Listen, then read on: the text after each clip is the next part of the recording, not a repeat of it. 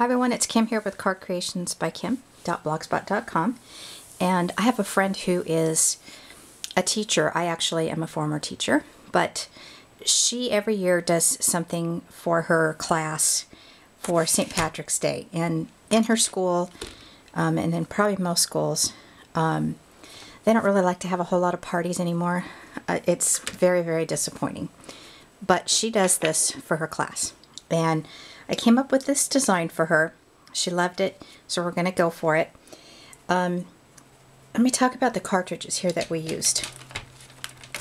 This one here is, I started out with the Plantin school book, and I cut tall ball, which looks like this on the mat, at 10 inches. Now it's big enough. What it does is it ends up being about 4 inches. So you can put one large cookie in it, or you can put a variety of candies, but I'll show you what I did. So that's cut at 10 inches. And that's the only thing that we used tall ball for. I used the 4-leaf clover again. On my last video I did the same thing for a little embellishment. And that's cut at 1 inch for Designer's Calendar. From Designer's Calendar. And then of course I have to use my cute little leprechaun. Just adorable. Now there's two different kinds of leprechauns here. There's this guy with him just standing, and then there's this guy with him got a cute little smile on his face. He's sort of clicking his heels together. But for this treat bag I'm going to do this guy here. So everything is on the bottom part when you're cutting things out. Okay, so we'll set that aside. Let's start by, this is what it looks like when it comes off your mat. This is the green sparkly paper that I used for the clover, the 4-leaf clover. And then, ooh, upside down, I used the Walmart color book paper. It's a nice thickness, and for doing a multiple amount of them, she wants me to do 30. It's less expensive because it's only $5 for this entire pack of paper. So set that aside. Okay, the first thing I want to do, and I looked around, I went to Michael's, and I was thinking of getting this really cute plaid paper. Well, I got the plaid paper, I'll show it to you. But I thought, gosh, that's going to be a lot of work to have to cut, I would have to cut these out again and then cut these off so that I could glue that on the outside to make this pattern.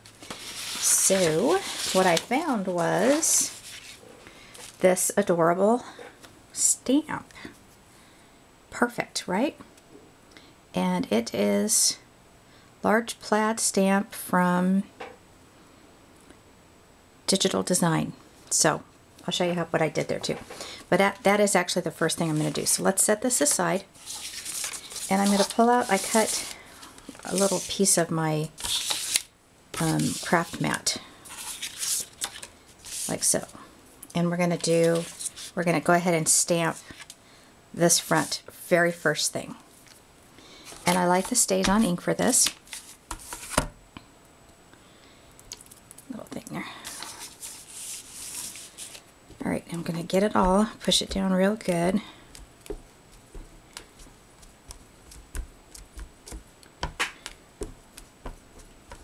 I really don't need to ink up this whole thing, but in my mind, I feel better about doing that so that I know that I've covered the whole thing. We're going to flip this over. I'm just making sure I'm getting this on camera. There we go. And I'm going to line it up about right at the edge, as straight as possible, and push down real good. Now the StazOn is really good ink, so this is perfect for this. And I could have put a little mouse pad or something under there and it would have done it a little bit darker.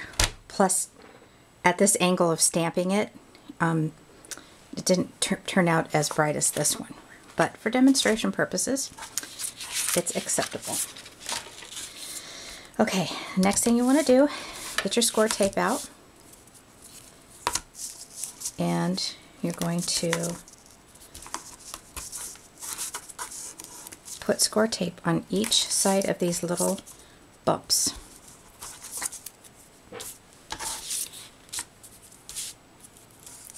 And if you want, you can do the back as well.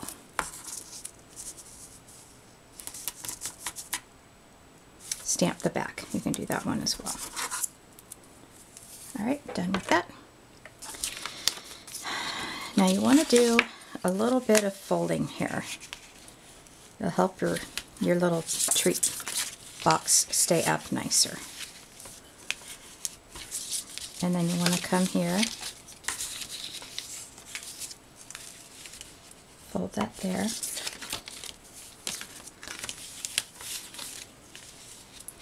fold that there, and then you don't really need to use a bone folder for this because it folds in very nicely, but you can if you want. Okay, there we go. Now you can take off your score tape. Easier said than done, right? For this side, and I'm going to do it on the other side as well because you're going to be putting this one here on. So what you're going to do is you're going to kind of hold it from the inside, and you're going to wrap it. You want to get it as close to the edge as you can.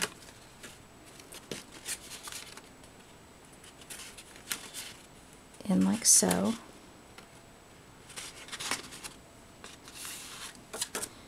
And then the same on this one.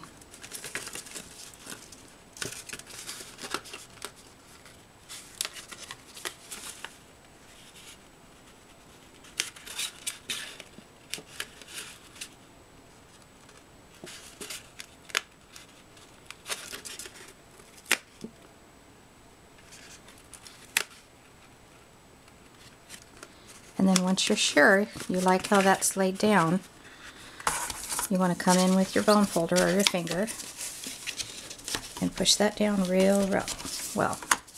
Okay, now let's do the other side. And you know, you can really dress this one up. You can use distress ink on it. If you have a 4-leaf clover or a clover stamp, be cute to do that. Alright, so let's put this one together. Again, I'm just getting right at the edge.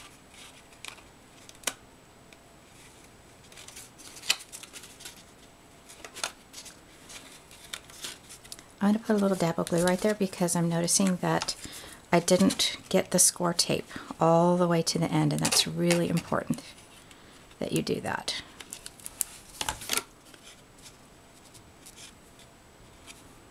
Okay, so that's gonna go like this. And then now you have this one, which kind of helped itself, didn't it? But that's okay, we will take it off ever so gently and wrap it around right to the edge.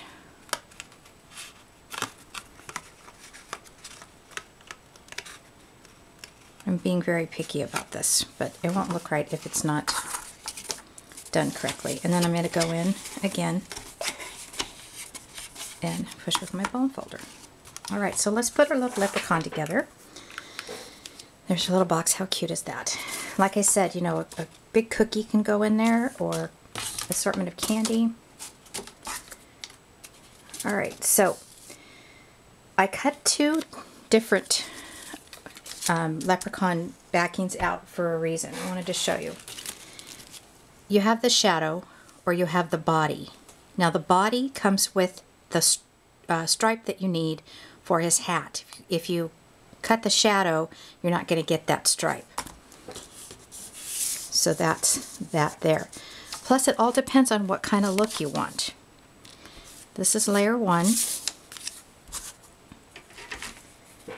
Set my tweezers down here. Here they are. And I cut him out at 3 inches. I'm going to poke his eyes through so that the black shines through. So it depends on what kind of look you want. With the shadow, you're going to have a little bit of the black showing. Doing it with just the body, you'll be covering up the whole thing, so you won't see any of the black. And this would be what it looks like with the shadow. So I'm going to do one that is not the shadow, but just the body. Okay, but you don't want to put layer 1 on first, and there's a reason for that. You want to go to layer 2, and there's a couple things you can do here. You can cut this out in maybe plaid paper if you would like. If you have maybe a dotted Swiss embossing folder, you could do that, or maybe a swirl. I'm keeping these simple. These are for 2nd graders. That I'm not going to say they don't appreciate it, but for that extra kind of thing, we're not going to do that. Okay, there's his tick lines. See the tick lines that you would follow for this guy here? I'm going to hold that up so you can see. And you're going to put his, it looks like a big bow tie, his shirt on like so. Okay, then layer 1, his face is going to go over top of that. So even though it's layer 1, layer 2, you don't necessarily put it in that order. Line up his ear and his hair. Oops. Silly tweezers. Okay, there's that. Then you can put his hat on. And with this hat, you can do the same thing. You can use, sparkly paper. You can glitter it up. If you want to put glitter on it, you're just going to line that up to his hair right there. And then this is his stripe. Like this. Oh, you know what? Back it up. You're probably thinking, hey, she forgot his hair. Set that there for a second, which I did.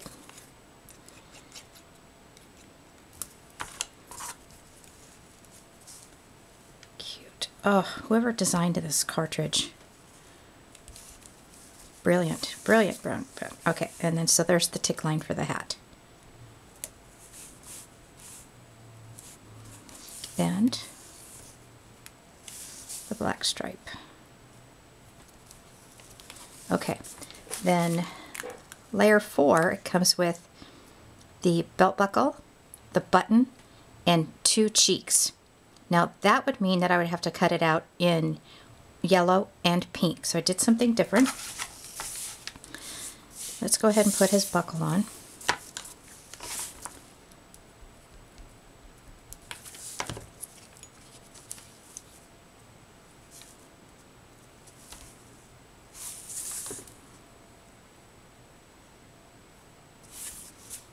I'm thinking that, okay, that's better.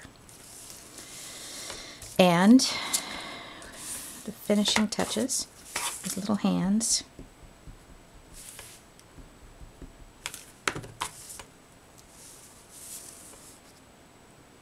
A little bit too much glue.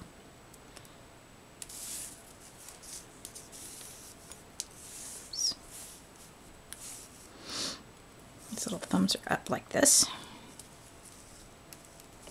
Okay, there he is. Now his eyebrows, which his eyebrows cut out with this here.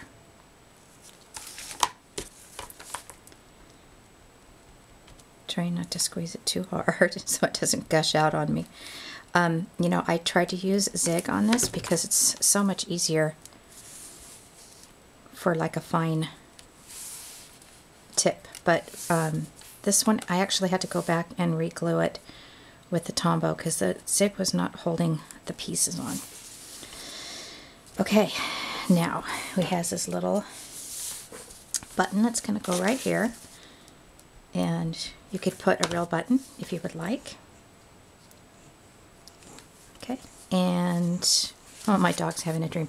These would have been his cheeks, and I'm not going to do the cheeks. What I'm going to do, however, is I'm going to get my, sorry I bumped the camera, my Inkadinkado blending chalks, which I dropped and I broke it. And I was going to use my little applicator and some pink chalk. And I'm going to do his cheeks just like that, versus going back and cutting it in pink again. Alright, so those are all the pieces. Now I'm pop dotting, which no, I changed my mind. I'm going to go ahead and score tape it. You could pop dot it.